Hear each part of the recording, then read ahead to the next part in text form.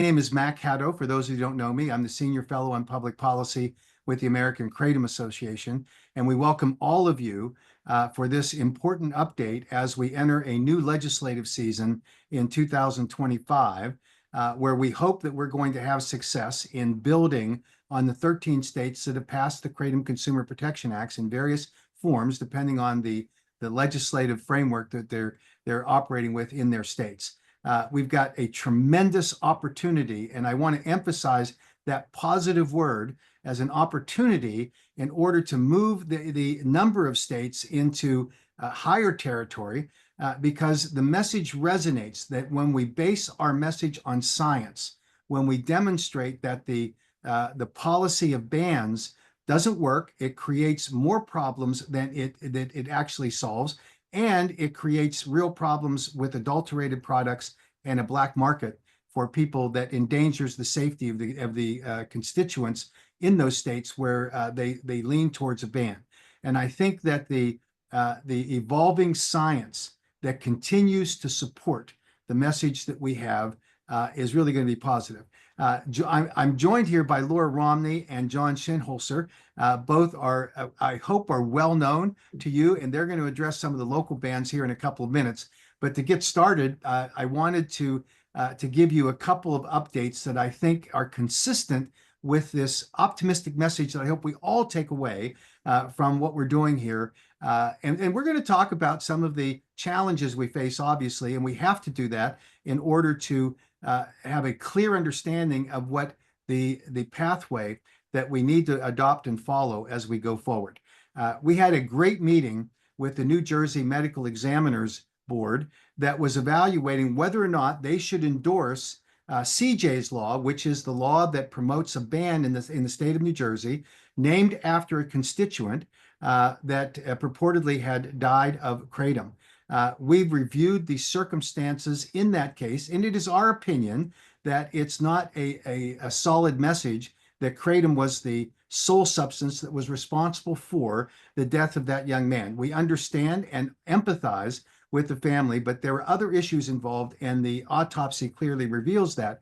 But it's a popular thing in states to identify with the name of an individual that becomes sort of the leader of the movement. And in this case, it's CJ.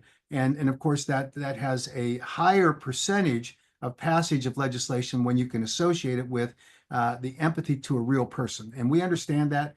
We certainly want to recognize that there are issues that need to be addressed in the kratom community, one of which is the interactions that a kratom consumer can have either with other medications that they're taking or drugs that they're consuming that might create a problem, and recognize that the presence of kratom detected in a tox screen may in fact be evidence of the individual's effort to save themselves from some of these other drugs that they may be working with. And so each individual case is different. It has to be evaluated on a case-by-case basis. And we try as diligently as we can to evaluate each case so that we get closer to the truth rather than letting the emotion carry the day in some of these cases. And there are some, frankly, that are still unresolved, and those ought to be recognized and more closely examined and put into the proper category to have concerns about the risks that are associated with kratom consumption, particularly with the product formulations that are involved and the labeling instructions and the adherence to those by the individuals that had an adverse event or resulted in a fatality. Those are all legitimate factors to be considered, but they're not the basis for, in our opinion, a legislature taking action that's kind of a knee-jerk emotional reaction to something. It ought to be based on good science. And to that end, we at the American Kratom Association have adopted, and we follow religiously, the concept that we want science to drive the public policy with respect to kratom's accessibility by the public. And that means that whatever that science tells us about the safe formulations of kratom material that is then made into a finished product by a manufacturer informed by the labeling, and which means the serving sizes, that's what gives us the framework for a good regulatory scheme that allows for consumers to have a higher confidence in the safety of the product that they're having. So that's something that's very important to us. And I'm going to tell you about some of the discussions we just had in a meeting that we just had this past weekend, where we had some of the top scientists in the world that would deal with kratom talking about some of these issues. But before I get to that, I want to tell you another great event that I think is emerging here. Congressman Pocan's office has been working with the Meta people about this infringement on the free speech rights of kratom consumers to be barred from being able to use Facebook and other social media platforms in order to do search that informs their advocacy, their First Amendment free speech rights, in order to argue for a Kratom Consumer Protection Act, or to argue against a ban. And it is equally true that the anti-kratom people should have the same ability to advocate for their own positions, and that should not be infringed by a company that controls the channel by which people advocate. And so while our efforts are broad-based and support the constitutional right of free expression, there's a two-sided sword on that. We recognize it also empowers others. We welcome it because I think an informed debate gets there. The preliminary decision by the Meta people is that they are going to modify and loosen the restrictions. They're not quite sure exactly how they're going to be able to accomplish this, but they don't want to have people search and then be able to go to a commercial site for the purchase of kratom products using the Facebook or Meta platforms. We think that's still an onerous restriction, but that certainly allows us to have searches for the American Kratom Association. It allows searches for local government jurisdictions that are proposing either bans or a regulatory scheme for kratom products that then informs the people in their communities and the advocacy community in the kratom space. So thank you to Congressman Pocan and his staff for diligently working with Meta. We've reached out to them, given them lots of data, lots of science, and they apparently are working closely with Congressman Pocan's staff now, and we're grateful for that. In the meeting that we had this past weekend, we looked at two issues, and these issues are important to the kratom community about whether or not the products that are available to them should be on the market, and if so, what are the limitations that should be imposed. The federal standard for the introduction of a product under the Dietary Supplement Health and Education Act, and then in part from the Food, Drug, and Cosmetic Act, says that any dietary supplement or dietary ingredient must have a reasonable basis for safety under the conditions of use prior to market entry. There is a great controversy in the kratom community about whether or not 7-hydroxymetrogenine products met that standard. There is a counter argument that even if they didn't, that the horse is out of the barn. And I want to discuss both sides of that. First, we had an examination of the science that is currently available on 7-hydroxymetrogenine products. Dr. Chris McCurdy from the University of Florida, who is the preeminent scientist on kratom, has done extensive research into 7-hydroxymetrogenine, and it is his conclusion that the binding affinity of 7-hydroxymetrogenine as a metabolite of the kratom plant, meaning that it does not occur naturally in the plant material itself, but starts to occur as a metabolite after the harvesting of the plants, and as the plant starts to dry, and as it starts to convert some of its alkaloids into 7-hydroxymetrogenine, a process, by the way, that takes place after consumption in the human body when it hits the liver and metabolizes there. So some part of that occurs along the way. So naturally occurring 7-OH has been the basis for the American Kratom Association's advocacy for a limit on the amount of 7-hydroxymetrogenine that can be in a kratom product that is manufactured from the raw material without any synthesized process or some mechanism to chemically alter the potency of the 7-hydroxymetrogenine metabolite. This has become a controversial issue because there are products that are on the marketplace now, some of which are outrageous in the way that they market their products and label them, that simply have no place in this marketplace.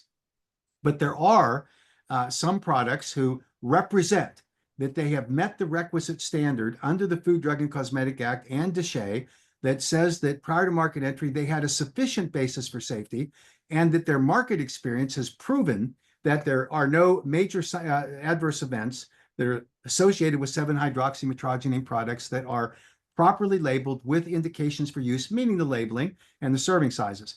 That, of course, is going to be the proof in the pudding when we examine what those market experiences are, and as we start to more closely and more carefully examine any adverse event that's reported or associated with those products. But we reached an agreement between the American Kratom Association and the Heart Group, which is a group of some of the 7-hydroxymetrogenine manufacturers, that they agreed that their products would not be labeled nor marketed as kratom products. That is a process that is still evolving. There's some questions about whether they are following the Heart Group, and the manufacturers that are with them are actually fulfilling their end of the agreement, and we are closely examining this. But our bottom line is that we don't think that any 7-hydroxymetrogenine product ought to be labeled as a kratom product, marketed as a kratom product, sold as a kratom product, and it certainly can't have anything on its labeling. And if it does, it should be banned, because it is not a kratom product, and it should not have the benefit of any allowance for the marketplace because it happens to be a derivative of the kratom plant material. And we think that the FDA legitimately should investigate any of these manufacturers that continue to market their products as kratom, when in fact that the majority of the component is a synthesized version of 7-hydroxymetrogenine, which we think does violate the law.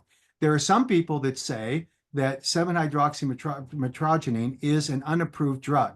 That theory is based on the fact that 7-hydroxymetrogenine, when it has a significantly higher binding affinity to the mu-opioid receptors. That's a true statement. But I can tell you that caffeine is the most widely used psychoactive drug in the world.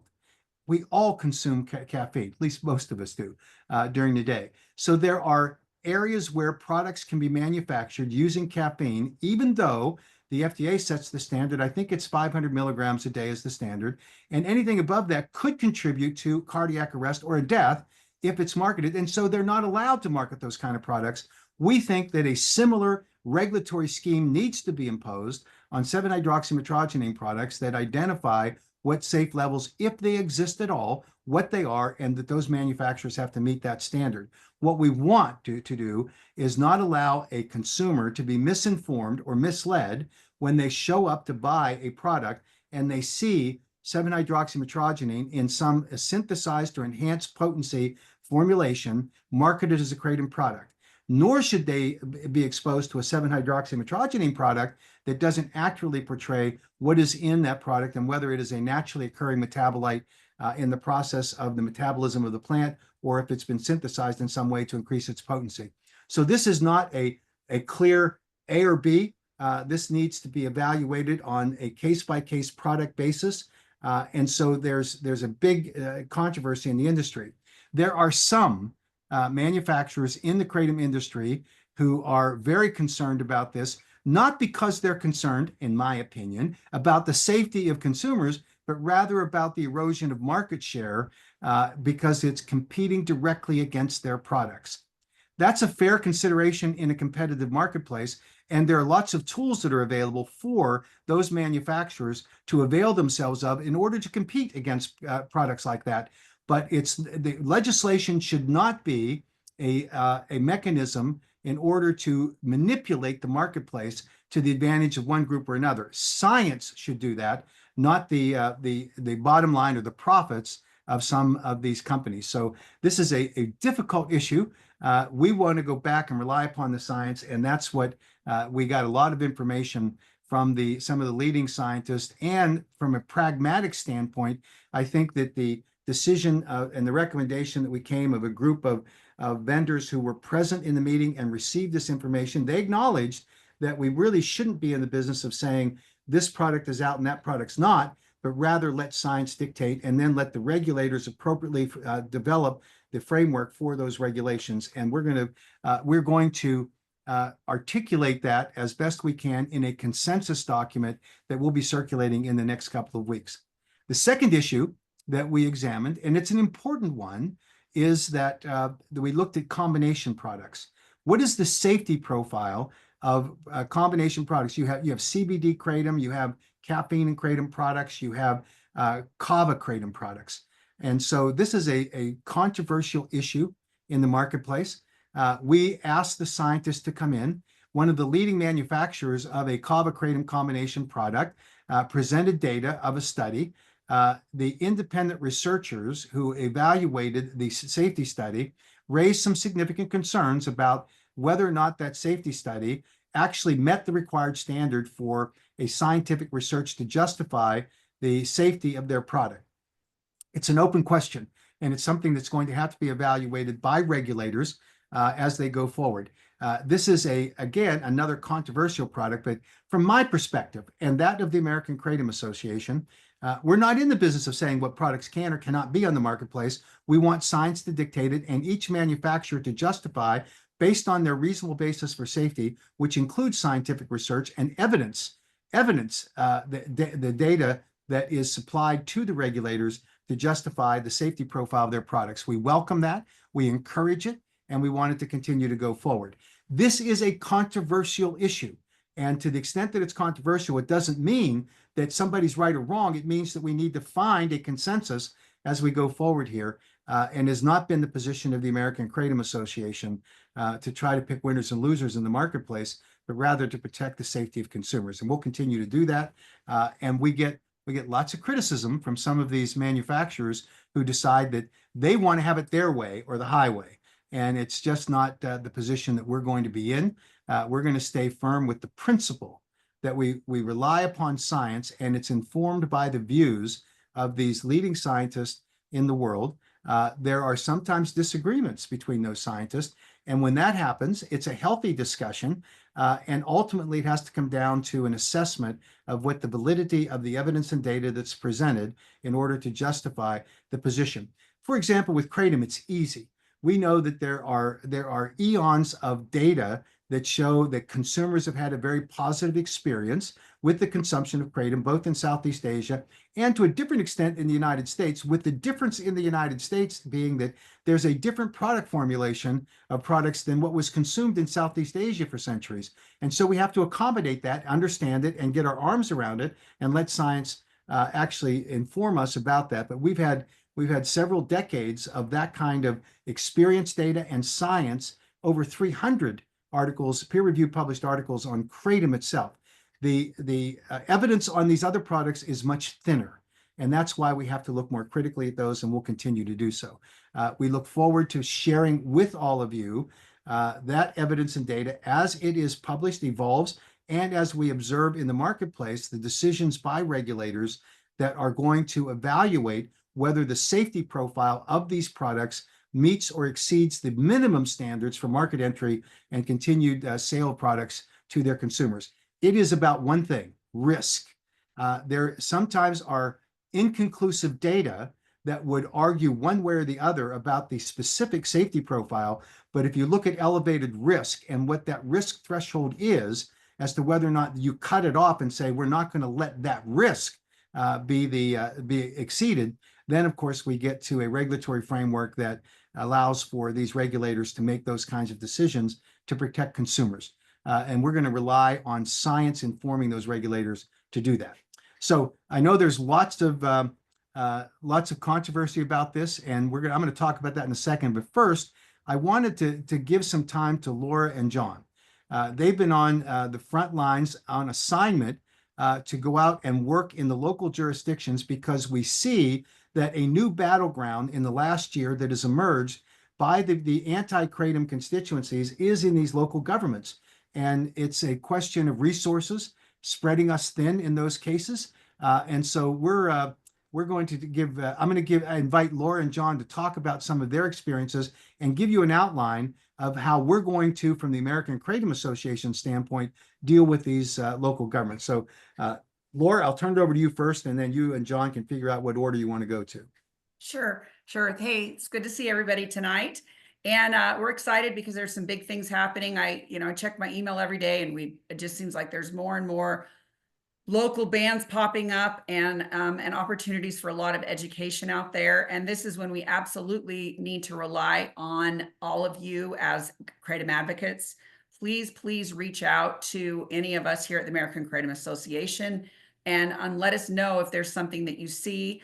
I know there's a great group of advocates in Illinois that are working very hard to literally every week they have like assigned areas where they check their agendas to see if these issues are popping up. And so that way, if something does pop up, especially since we don't have the meta ban removed at this point, we can address them and educate these community leaders so that these bans aren't put in place, because it is effective. We just had a hearing that was in with a board of health with in Chelmsford, Massachusetts. And we had 3 great advocates that stood up and actually testified and really said their story and their experiences. And, we did some grassroots effort behind the scenes to try to educate, and it really made a difference. There has not been a vote in that particular city yet, but they're looking to do that next month. But absolutely, there was a couple of the members that were very interested and really believed what they were hearing and wanted to ask more questions. So again, it's critical that we are in front of these legislators so that we can make a difference in in stopping these bans before they happen. Again, I just want to reinforce it's super critical that you are checking your areas and letting us know if you see anything. And then when something does come up, it's critical that you are there. We need you, even if you're 30 minutes away, drive down and show up at these meetings with your testimony, because it really makes an impact. And I know John will talk a little bit more about this, but thank you for all your efforts. And we look forward to talking with you and helping, all the states out there. And hopefully we won't have to come to your state, but, but we're here if we are. Good John. work, Laura. Yeah, I'm John Shenholz, advocacy director for American Veterans of Kratom Safe here at AKA. And we had I'll just walk you through briefly, what worked for us recently. And that was actually to go down, we went down to Dare County, North Carolina. They were going to propose a local ban resolution to send up to the state to do a statewide ban of kratom. But we've been working on putting together this information packet. It's in the form of a PowerPoint, and it's a working document, beautiful PowerPoint. Laura and Heidi put it together, got intel from AKA. But the idea was to flood the members of these boards and committees with this information. When you see a news report, a TV station or a newsprint, you respond, do an opinion, call up the reporter, call up whoever did the story, send them the information, because the chances are good, 99% good, that the information they're getting, the opposition getting, is misinformation. So, our first constitutional amendment is freedom of press, freedom of speech, and freedom to petition our government. And they love it when folks show up and give them a fair and balanced, approach to this. And we had a funny moment down in Dare County. Y'all will appreciate this. If you can get a committee or a board to engage you, and then have the opposition next to you engaging you, and then the next thing you know, one side saying one thing and we're saying the other thing, but we're supporting our information with scientific data, evidence. We got everything there in writing. They don't have that. And then one of the old timers on the committee, he said, on the commission, he said, well, you're saying one thing, but you're saying the complete opposite thing. And I said, well, it's kind of like CNN and Fox News, but here's the real information. And they really appreciated that. And they pumped the brakes. And they said, well, you know what? We don't want to take a product, a plant-based product that's not adulterated, away from people who it's helping, a product that has great value for millions of Americans. So we're gonna rethink this for now. And it won today. But that doesn't happen without not only the support of AKA and Laura, but other people in the community that, were sending in emails, making phone calls, calling folks. So, and it's not just, the consumers. We want family members that had a positive effect on Kratom and their family and what it did for their loved ones. Because what we're up against is a really small percent of the population that just doesn't like it. And for some reason, the tail's wagging the dog in this situation. And these communities are so quick to throw the baby out with the bathwater. But if we can just get in front of them and share the information, with some integrity and character, I don't know how, we're not going to win all the battles, but we're going to turn the tide because, right now we're fighting a bit of a beast. These communities, for the last couple of years, they listen to their bureaucratic agencies sending down this misinformation. So local advocacy, boots on the ground, suiting up, showing up, have the information, which we'll make sure you get. You can reach out to us at any time and we'll get you what you need. And if we know about it in advance, we'll help you get the information out. If it's anything within driving distance of, Virginia, I'll get in the car and I'll shoot down there or shoot up there or shoot over there, and help you out if you need it, as long as time and, funds permit. And we're in it to win it. And, I've quickly scrolled through the names on the call, and I've seen so many names on there that have, reached out to us and worked with us and helped us and gave us information on what's going on where. And that's how we're going to do this. We're going to do it together. We're going to do it smartly and properly. And, we want the truth out there. So I'm really proud and honored to be part of this program and these efforts here. And I'm really looking forward to, staying in the fight and carrying on. And now if you want to, now here's another thing I was thinking earlier as Mac was talking, if you want to learn the quickest about this thing, just keep tuning into these episodes because every time I hear Mac, man, I hear a few extra things I didn't hear before. And it's just an amazing, to be in this place and space with this stuff. So anyways, if you got some questions we can answer, I'm here for the rest of the call. And of course, reach out to us if anything comes up. Thank you so much. Well, thank you, John, and thank you, Laura. This is obviously great work and important, critical work as we look to these local communities where we see an expansion of efforts by the anti-kratom forces to get involved. And John, there's an old adage that says you can't teach an old dog new tricks. I think you and I are the example where that's not true. I sat and listened to Dr. McCurdy and Dr. Smith discuss some of the issues between 7-hydroxy and these combination kava-kratom products. I learned something new.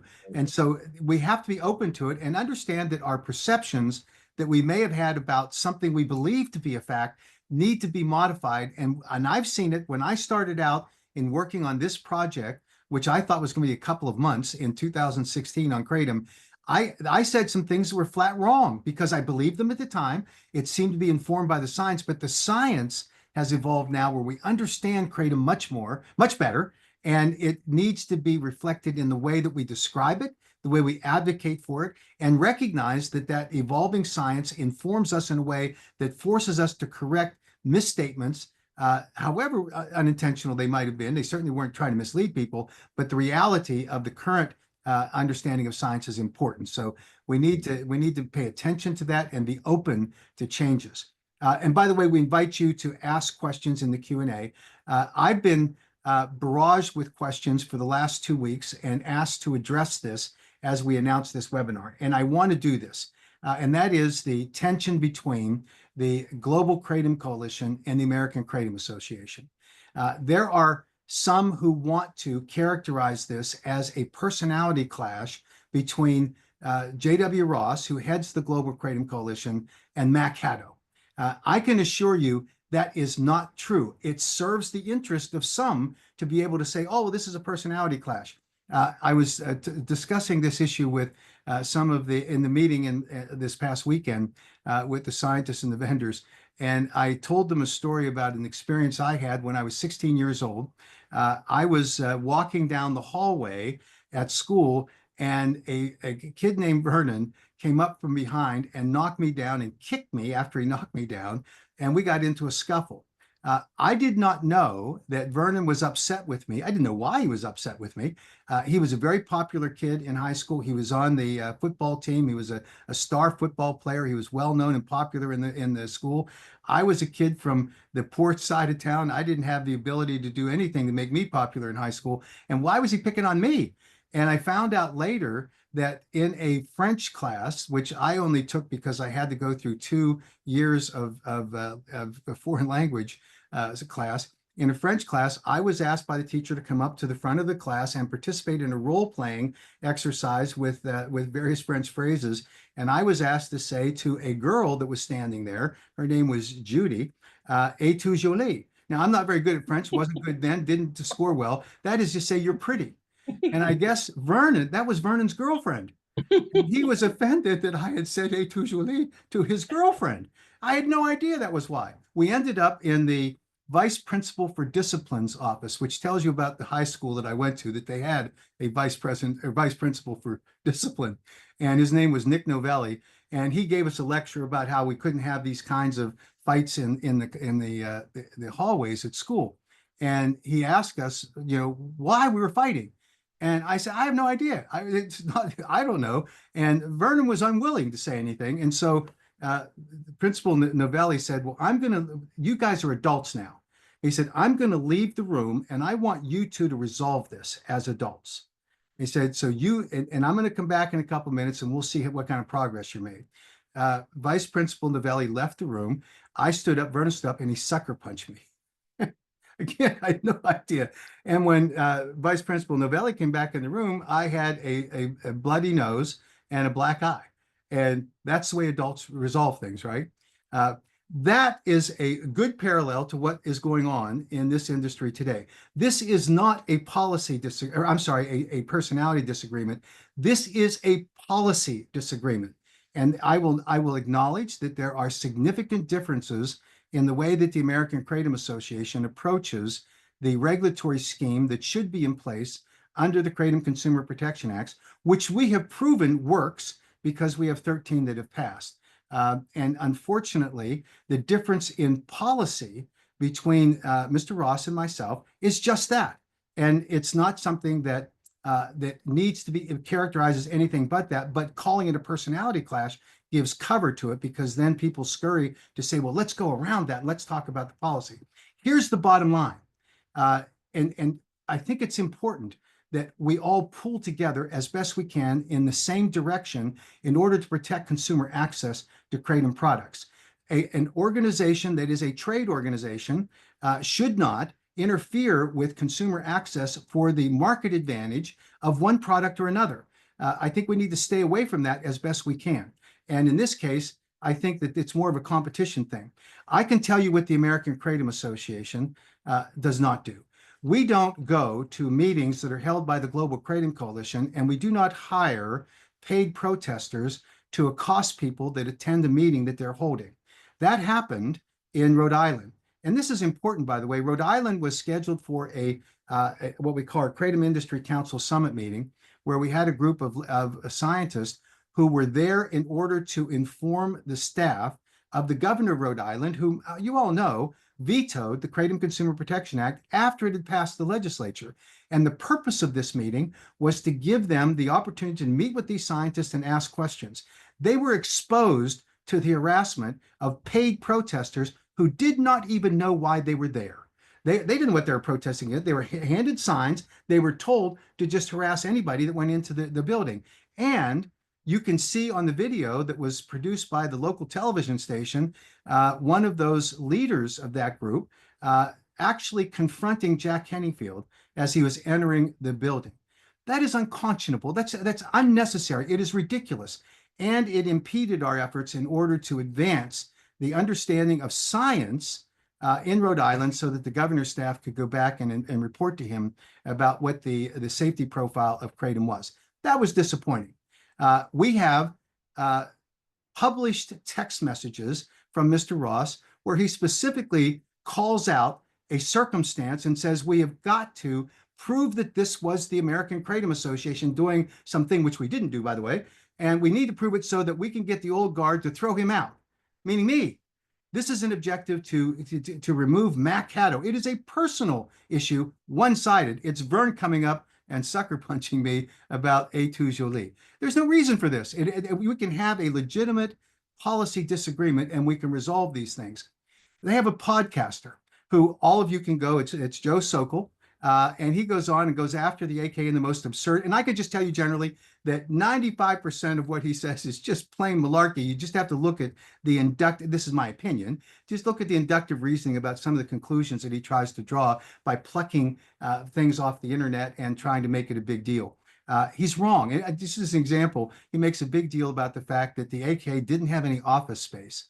And suddenly we had office space. Well, the COVID, nobody had office space, and we certainly didn't, but we needed after COVID to come back and have a centralized location. He then claimed that the office space that we occupy is this little hole in the wall place. It's actually a very sizable office because we have 7 or 8 people that work there regularly in order to advance the cause. But the point is that he just pulls in all this ridiculous information. But more importantly, he makes very strong personal attacks against me, and they are vicious. They are, for the most part, in my opinion, they are inaccurate, grossly inaccurate, but he builds this narrative, and it's all great fun. When Mr. Ross was asked about how he could be supporting that podcaster, he said unequivocally, I don't even know who that person is. I have nothing to do with that podcaster, and you're wrong to suggest that I do. Now, if you want to get a hold of Joe Sokol, his email address is jsokol@globalkratomcoalition.org. He is listed on his LinkedIn as a communication specialist for the Global Kratom Coalition. Now, who's kidding who? If you listen, and by the way, even if it were true, and I don't know whether it is or isn't, that Mr. Ross didn't know Joe Sokol prior to his hiring him as that, why would you hire someone who is engaged in that kind of vicious personal attack against an individual that just happens to disagree with you? It just makes no sense along the way. And all of you probably have seen the latest, and you can connect the dots. Now there's Anonymous after the American Kratom Association, which is calling in a video that they have up on the internet for the dismantling and the destruction of the American Kratom Association. These are not the behaviors of people that are constructively trying to resolve problems. This is not the behavior of people that have a policy disagreement as a way to resolve them. It is a personal attack, but it's one-sided. It is Vernon coming after me in a hallway because of a perceived wrong about his girlfriend because I said she was pretty. This is ridiculous stuff and a behavior that really is unbecoming of any responsible professional. It is true that people can not like one another. I work in a political environment. I have been, over the last 45 years of my professional career, had to work with people in the political arena that I would not invite to my home for dinner. I wouldn't like them, but I have to deal with them because of their position, because of what they represent, even though they may disagree with me. And it is unprofessional for me to try to use my personal dislike for them as a basis for attacking them rather than addressing the issues and the areas of disagreement that we might have. So that's the bottom line with this. The policy disagreement that we have is properly evaluated and fought out in the public arena where we're talking about policy issues, and these vicious personal attacks have no place. And certainly they do not serve the Kratom community.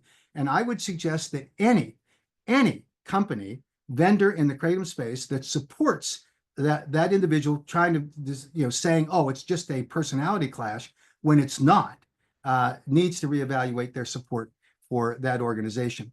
Is it possible that the Global Kratom Coalition and the American Kratom Association can lay down the swords? Of course it is, and it ought to happen for the good of the industry, for the good of the consuming public, and for the good of the public policy that we're advocating for. And there are ways that we can do that. We should be doing it. And enough for the masquerading as, oh, well, this is just some kind of a personality clash between two people that are strong-willed.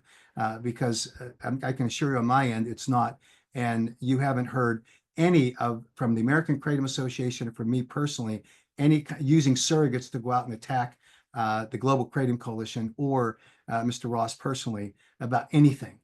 And so I think that the facts have to speak for themselves. And I raise it only because I've been asked a lot of questions by people and they wanted me to address this.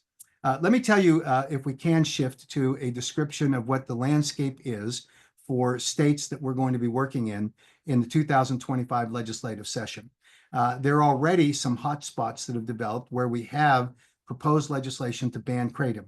There hasn't been a state that has enacted a ban on kratom since 2017, when Rhode Island did it by fiat through the Department of Health. Legislature hasn't banned kratom since 2015, I believe. So we have the state of North Dakota that has a ban bill that has been filed. I'm told that there is one that is moving through the system and will be filed shortly in Louisiana and in Mississippi. We've been through it a couple of times in those states. I'm told that there may be one in Nebraska. So we have to be sensitive to and watch these things. We do know that there are proposals in some states where the regulatory bodies, and for example, in the state of Washington, the State Board of Pharmacy Quality Control Commission has a ongoing rulemaking procedure to list kratom as a Schedule I substance. We expect that we'll see more of that. We went to the hearing. We had testimony presented to the Washington State Pharmacy Quality Control Commission. I think we advanced their understanding significantly of kratom, but it was clearly instigated by the trial attorneys who were trying to promote their anti-kratom narrative, and we will have to continue to apply time, resources, and the financial resources that are needed in order to make sure that we have the scientists available to pay their expenses, to prepare for those kinds of things, and to actually attend those kinds of hearings when necessary. We saw similar actions that were taken in Virginia. That one was defeated. We've seen in the past in Nevada, in Ohio. These kinds of things are tactics that are used by our enemies that we need and have to respond to as they come up. But in terms of advancing the Kratom Consumer Protection Act, I'm guessing that we will have KCPAs filed in about 23 states. There are some activities that are going to take some preparation work. In the state of Wisconsin, we have an impasse with the Controlled Substances Board. And so we're going to go through a petition process to force the Wisconsin Controlled Substances Board to properly evaluate the scientific evidence on kratom and have them make a ruling one way or the other under the rules that require them to conduct that kind of a hearing. And that will inform the legislature about how they can move forward. Because right now it's a simple proposition. The Controlled Substances Board in Wisconsin said that they believed that kratom did not meet the 8 factors required under the state law, but they wanted the legislature, since they imposed the ban in the first place in 2015, that they should be one to lift it. And that's not what the statute says about the role of the Controlled Substances Board. So we're going to be working with a number of Wisconsin advocates and with the American Kratom Association to fight that battle. And we are going to do it aggressively as we go forward. We'll do the same thing in other states where we see these things pop up, because that's our role to do this. And these are battles that we take on behalf of the kratom consuming public as we go forward. There are some states that we are going to be focusing on in order to lift the current ban. Rhode Island is a perfect example. I think we're making great progress in our discussions, notwithstanding the hiccup that we had in the summit meeting we had in Rhode Island, where they are now going to propose a method by which the governor would accept a language in a bill for passage. And so we're working closely with them. We have not yet seen their amendments, but we expect to within the next several days. And that should clear the way for the filing of a new KCPA there, assuming that we can accept what the governor's proposing. We are working in the state of Indiana where there is a current ban, and we're hopeful that the committee chairman on the Senate side will allow for a vote to be taken, because we passed the House once, 54-40, I think it was, and we need the Senate chair of the Health Committee to help us there, and we're in negotiations with them. In Arkansas, we expect that the KCPA will pass. The risk here is whether the governor will sign it, given the adamant opposition by the Department of Health in Arkansas. So we're working on that one. We're going to continue to advance there. In Vermont, they've had a series of staff changes dating back to the time when they gave us information. They'd accepted our petition. They were going to remove kratom from their controlled substances list. And now they're going through the rulemaking, which has been delayed for a year and a half because of personnel changes. But we're encouraged to hear that they're going to move forward with that. So we're covering all of the states that currently have bans, except for the state of Arkansas, which continues to be, I'm sorry, the state of Alabama. The state of Alabama is very difficult in terms of getting any traction or any possibility. The reality is that we have to apply our resources where we think we have a reasonable expectation of success. And that's an expensive proposition. So we're doing that. There are some states that we're going to have to rely upon the model that has worked in some of the states before, not having a paid lobbyist, but look at the advocates to push it through. That happened in Kentucky and in Maryland. We didn't have a paid lobbyist in either one of those states, and yet we successfully got the KCPA passed. So it's possible to do that. It takes extraordinary effort and a lot of participation by the advocates. So we'll inform you about those states where we are going to need some help. Some states that I can tell you that are critically important to us that we constantly and expect will see ban bills is Louisiana and Mississippi. We've been able to get to a draw in those states in the past where neither bill, the ban or the KCPA, passes. We've got to nudge it to a favorable KCPA to regulate so that consumers are protected rather than leaving these unregulated, adulterated products on the marketplace today. In Illinois, we see a significant expansion in the effort for local government bans. And we have some fantastic sponsors of the KCPA.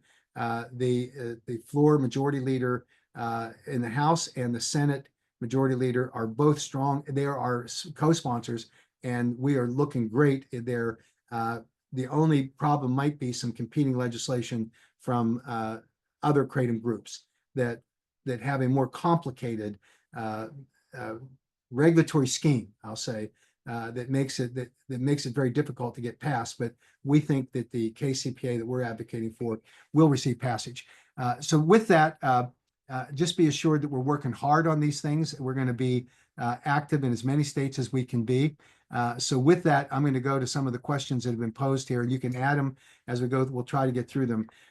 Michael is concerned about Illinois. I've just addressed that. I get it. We are in a great position. We've been building in Illinois for a couple of years, and Leader Evans and Senator Sims are great advocates, and we continue to work with them going forward. And the question that Mike had was about Indiana. I think I've answered that. Heidi asked about when the Illinois KCPA will be reintroduced. It's in the legislative language general counsel's office, and they're going to have that language out, and we'll see that bill filed very quickly. Misty asked about the updates for Arkansas. That bill is going to be filed. We're trying to get some breakthrough with the Department of Health, and that's ongoing, but you'll see that bill filed pretty quickly. Arkansas is a full-time legislature when they meet, so I think that's good. And then on Elliot asked about the New York KCPA. We have a fantastic lobbyist, former state senator David Carlucci there. And New York's a very interesting place because they don't allow for a lot of input into the actual committee hearings where consumers can actually testify. But we've had some great advocates up there. Bud Smith is he's like a warrior. We need more help in that regard to educate legislators outside of the committee hearing process. But I think we're doing great as we move forward on this. And Melissa says that she lives in Mississippi and Kratom is on the list for the upcoming legislative session. It's all over the news. Offer to help. Melissa, we're going to lean on you because we need to have advocates once again come up to Jackson and hammer those legislators about that this is part of the problem. Misty points out that one of the advocates, David Breger, is saying his son died of 7OH. I don't know if that's true or not. I know that Mr. Breger believes that it was a highly concentrated kratom extract product that was responsible for the death of his son. We've seen the autopsy. Obviously, no one can say for certainty what happened there, but I don't think it's as clear cut, at least in our opinion, as we've evaluated this. I would love to be able to resolve these issues. Mr. Breger was at Rhode Island, led that protest up there, and he made some pretty strong statements, which I understand. Anyone who loses a son or a daughter or a family member is going to feel strongly about this kind of thing. But we have to look at the facts and decide what the actual deal is. But is it true that it's possible that there is an adulterated kratom product that is inappropriately formulated with a higher level of the concentrated products that didn't meet the standards of the KCPA for proper extraction methods? Yes. And is it possible that that poses a threat or a danger to the consumer? Yes. And that's what we need to try to eradicate. So we're going to continue to work on on those issues. Lee says he lives in Memphis, Tennessee. He wants to help Kratom stay legal. It's interesting because I just was on a call with the Tennessee, a couple of senators and House members, and there's a big controversy arising there with intoxicating hemp products and some of the issues associated with that. And we talked about Kratom in that context. And I think that we again have a problem with one very influential chair of a Senate committee that blocked us from getting the Kratom Consumer Protection Act passed there. I think it may take another session for us to resolve that issue, but I don't think we're at risk there for a ban in Tennessee, and we'll certainly treat it differently if we think that that's the case. But right now, we're doing the best we can in order to keep a status quo there and hopefully move the needle with this particular individual. I think that one of the things that is a challenge for us is that we have to allocate limited resources, and where we're going to go where we have real opportunity in order to get something passed. And so some of these are going to be tough judgments along the way. Edie asked what's happening in North Carolina. We have the bill that's ready to be refiled in North Carolina. We've accommodated some of the requests from our detractors in the new version, and we think that we're going to do fine there. In New Jersey, the New Jersey Medical Examiners Board endorsed the KCPA. I think that was critically important. Not that it's determinative, but I think it shows that even a board of medical examiners acknowledges that there's not enough evidence to call for a ban, and so therefore we ought to regulate it. And I think that that's where we're really going to be working hard in New Jersey to pass the KCPA, and I think 2025 is going to be the year to do that. Railbird asked, when does the industry admit that 7-H products have been improved and purified, and after 1 year of testing, 7-hydroxy extract is proving absolutely safe for the same basic safety profile of metrogenine extract? Let me restate. I think that any 7-hydroxymetrogenine product that labels itself as a Kratom product should be banned from the marketplace because it's not Kratom. I think any 7-hydroxymetrogenine product that uses marketing materials that's attractive to children, like ice cream, 7-OH, or some of these outlandish marketing materials, should be banned. I think that any 7-hydroxymetrogenine product that does not have an adequate safety profile demonstrable to a regulator, and it should have been prior to market entry, but I acknowledge that you could use a safety profile, but you really aren't going to be able to establish a safety profile unless you have a testing methodology that identifies what the actual the alkaloid or metabolite level is. And currently, when a medical examiner does a tox screen, they're not testing for 7-hydroxymetrogenine, they're testing for metrogenine, and the elements of 7-hydroxymetrogenine are going to be common, and therefore there could be a misidentification.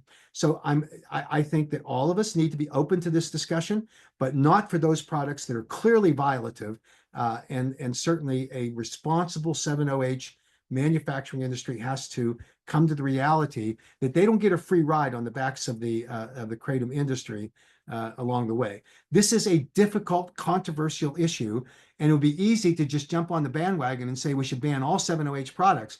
If we get into that position, then it's easy for the FDA to come in and say, well, let's ban Kratom too, because we have lots of examples of those companies that are marketing Kratom as a therapeutic benefit, which is illegal, and therefore we should eliminate Kratom products. The FDA claims that they have evidence that there are adulterated Kratom products out there. So I'm not going to be dumb and say, okay, then we have this hardline position against 7-OH without there being scientific evidence to buttress it, because I think it's a trap that we get into for Kratom as well, and for Kava-Kratom combination products. I think the same applies consistently to everyone, and I think this is important. Misty points out that there is a Kratom extract out there that has been tested positive for a psychoactive substance. When that happens, we absolutely should act swiftly, report it, and try to get that product removed from the marketplace. Is it true that manufacturers are adulterating and spiking their products in order to enhance product sales? Yes. And when we identify those, they need to be removed from the marketplace with appropriate complaints to the regulators. And I think that's the most important thing we can do, to be vigilant, identify these things, test these products, and when consumers are put at risk, that we need to really be ready to fight in order to protect them.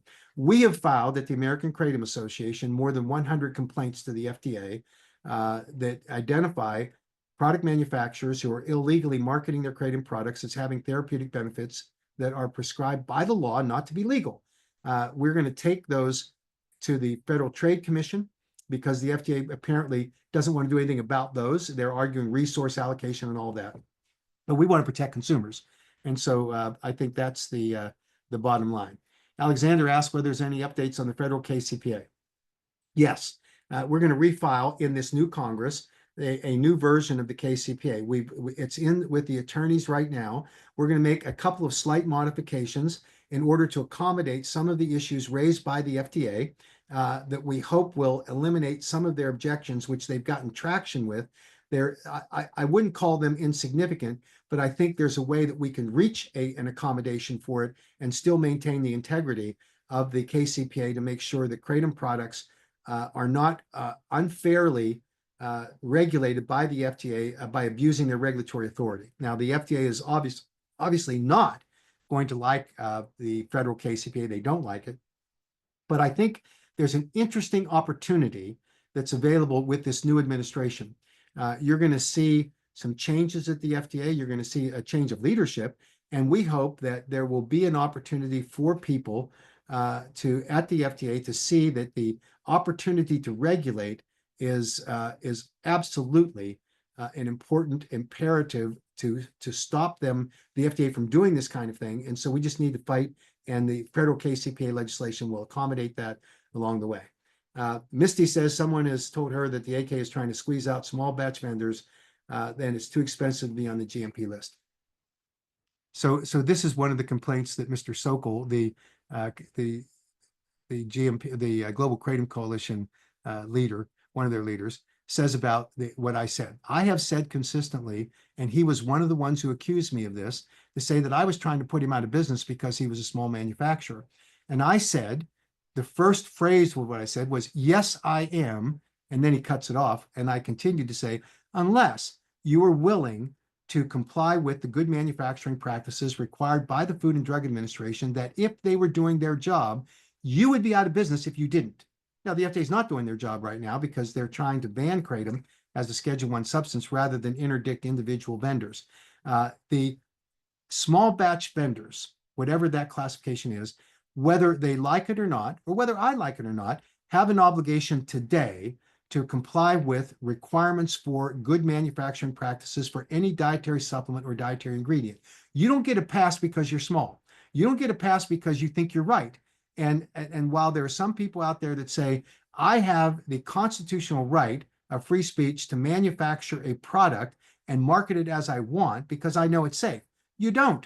You have, in fact, there is specific case law that says commercial free speech is infringed by these specific statutes enacted by the Congress, including the Food, Drug, and Cosmetic Act, which requires manufacturers of dietary supplement and ingredients to meet GMP standards.